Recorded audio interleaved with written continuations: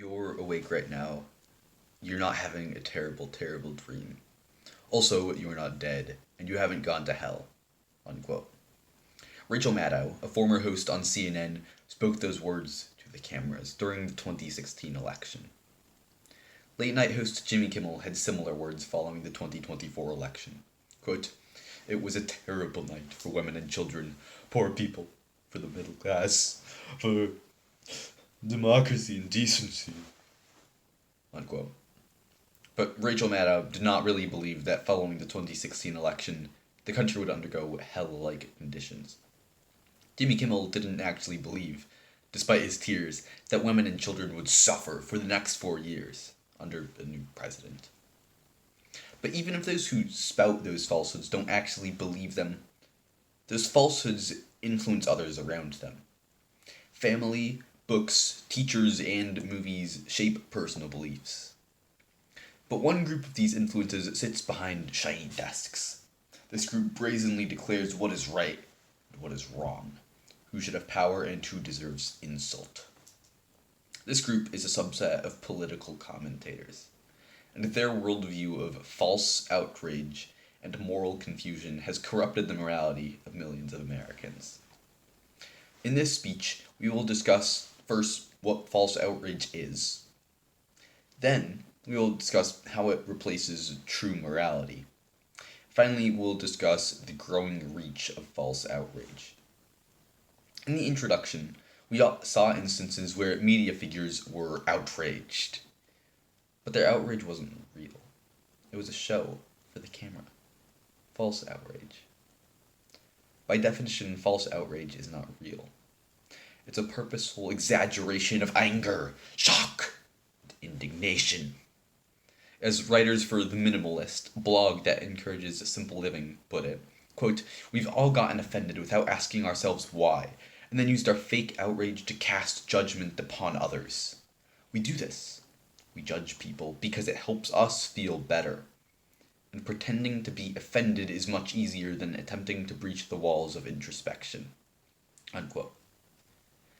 According to this worldview, false outrage fulfills the moral duty of compassion.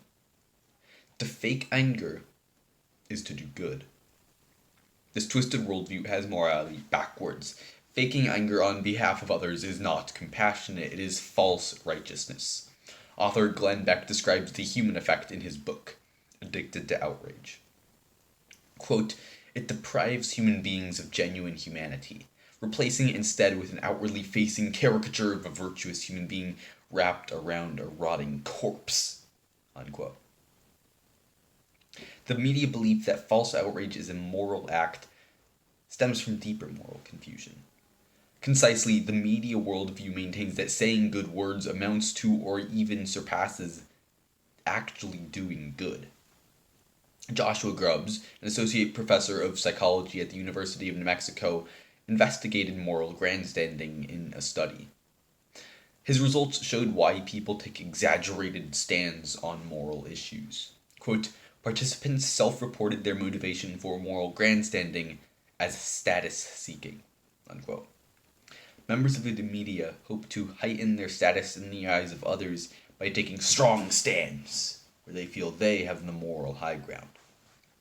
Another late-night host, Stephen Colbert, has done exactly that.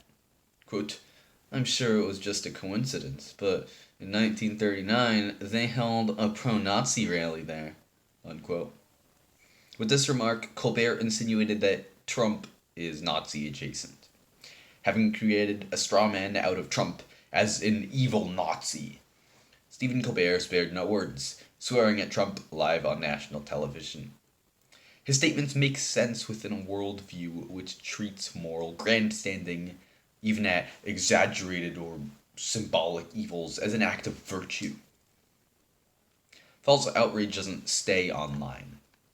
It doesn't hide behind screens. Humans copy the behaviors and worldviews of the people they spend their time around.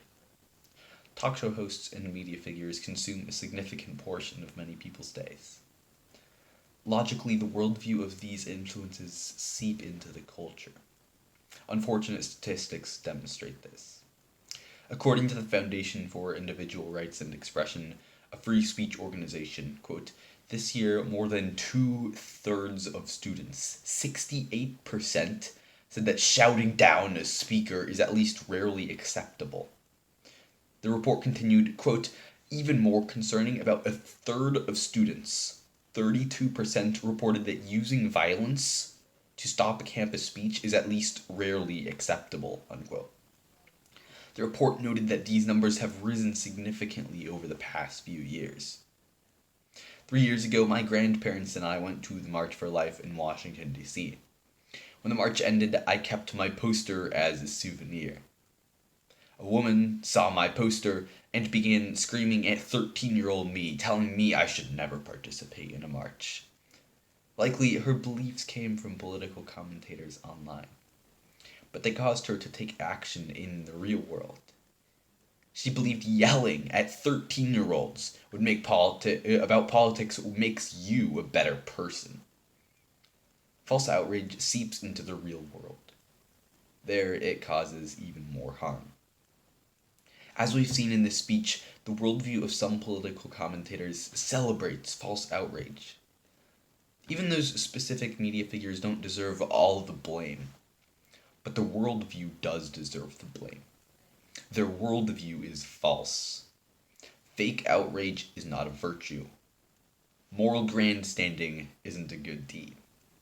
The moral confusion of media hosts has eroded the genuine compassion of millions and transformed it into outrage.